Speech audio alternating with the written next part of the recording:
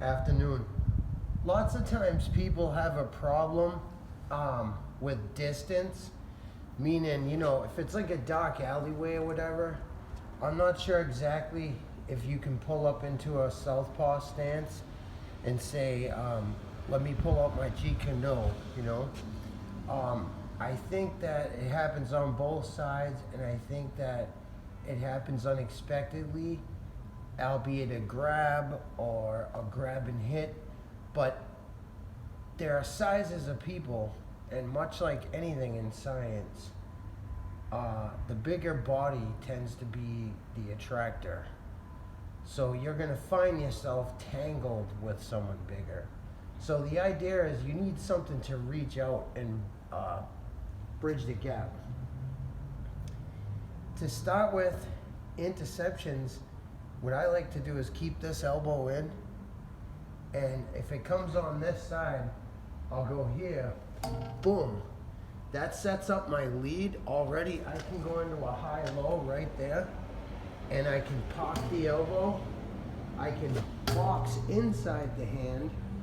I can pop up with back fisting, use a chop, a control, right? And I can hook punch. Between those and the Kwan Sao, there's a third motion where you use wood hand and a palm. When you use wood hand and palm, throw a punch there and return the back fist, because you're already into lead punches at that point. So the basic idea, what I'm getting at is, use the Bong Sao, Lop Sao, use the Ping Choi, Gua Choi, use Chi Sao, okay? Use all of it together with your Mook Jong forms, so that when you're practicing, you're past the block hands.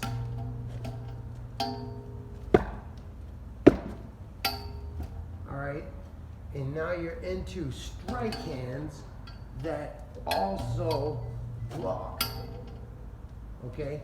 That way, you're making an impact and blocking at the same time, rather than just blocking and then now return. Okay? So, these tools, the following tools are what you can use. Off the parry hand, you have Biu Sao. I like to use the open jaw snake like this. What I'm doing is I'm using my forearm actually as a sword to go through the hand. Okay, and it's at that point we can use our pox and other tools that go with it. Now, with this, we want to be sure of one thing.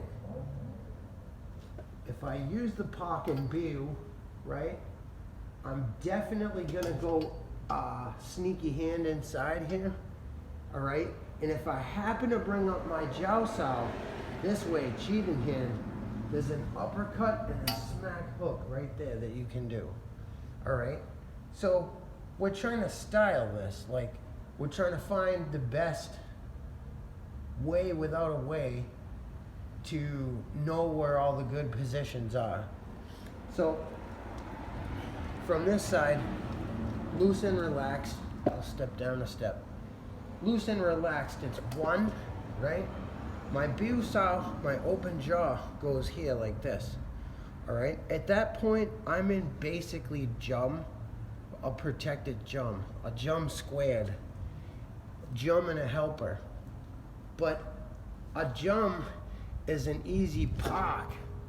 So a jum is also an easy tan. And when you do tan, spread them open. The idea is to use the tan on the inside of the wrist, and as you do, chop with this hand and begin your punching. Tan is an outside hand, but it works wicked good inside when you're controlling and spreading and winging together in tandem, because you have jum, gan, talk, bong, and they go together. Jum, tan, bong, cover, jut. See how the motions flow together? The idea is that they took Shaolin Kung Fu and they took the best parts of it, the crane, the this, you know, pow, pow, pow, pow, pow, all right? They took the best parts, and that's how they created Wing Chun. So in a way, it was like a pre-Jeet Kune Do, if you really think about it, because they were taking all the best parts of Shaolin and putting it together. So when you see dummy sets and you see them crash in, that's not representing just crash into somebody. What it's doing is it's showing you this is going to be your hitter and this is going to be your helper. There's a triangle here like this, all right? And then there's a triangle here like this. I can be this triangle and I can be this triangle. I can be this triangle and I can be this triangle. But either way, if I bridge in this way, my correct bong is here, I can pass the arm, I can box, I can come up as center, and I can hook. All right, so put the block hands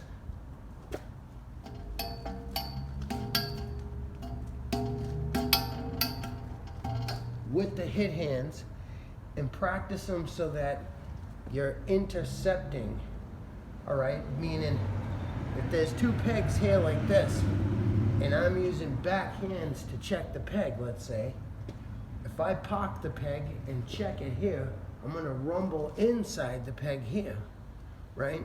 Similarly, if I just raise my hand, I can punch and I can palm punch and raise my hand and punch and palm punch, all right?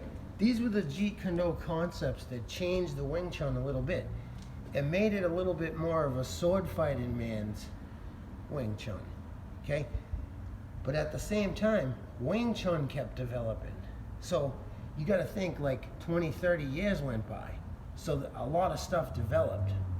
So what I'm trying to show is a smart way to take your drills, right?